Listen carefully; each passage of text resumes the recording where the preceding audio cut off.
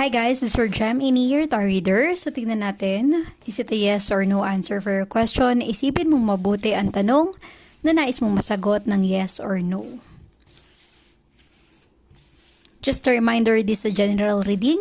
So this may or may not resonate with you, so don't take it personally. This is just a guide.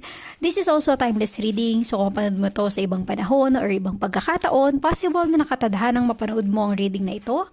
Maaaring mga advice and messages na mapupull out natin ay makatulong sa iyong sitwasyon.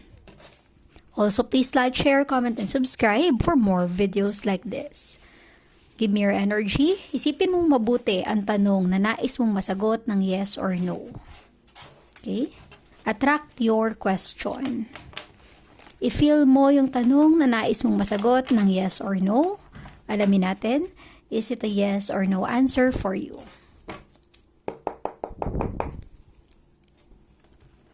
Magpupull out ako ng 5 cards sa deck na ito. Kapag majority ang upright, meaning to say it's a yes. Kapag majority ang reverse, it's a no. Let us see your energy. Okay. Attract your question.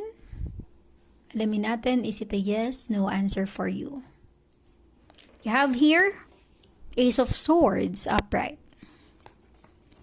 2 of Wands reversed. The Justice energy upright. 8 of Swords reversed. And the 6 of Pentacles reversed.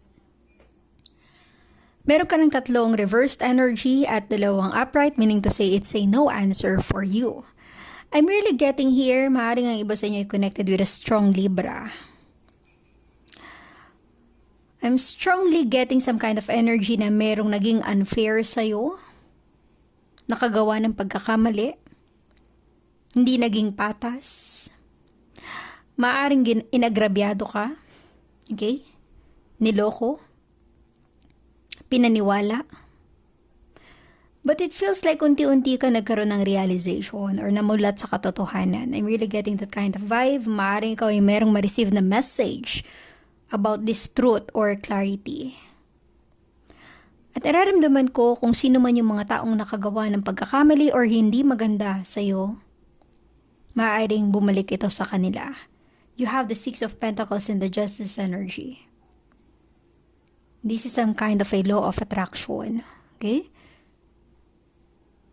Kung sino man yung nakagawa ng pagkakamali, yun din yung babalik sa kanila. Kaya always do good to others. Always remember that.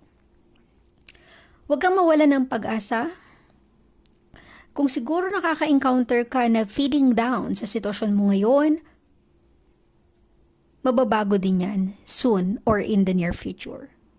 So resonate as it is, please like, share, comment, and subscribe for more videos. Thank you for watching.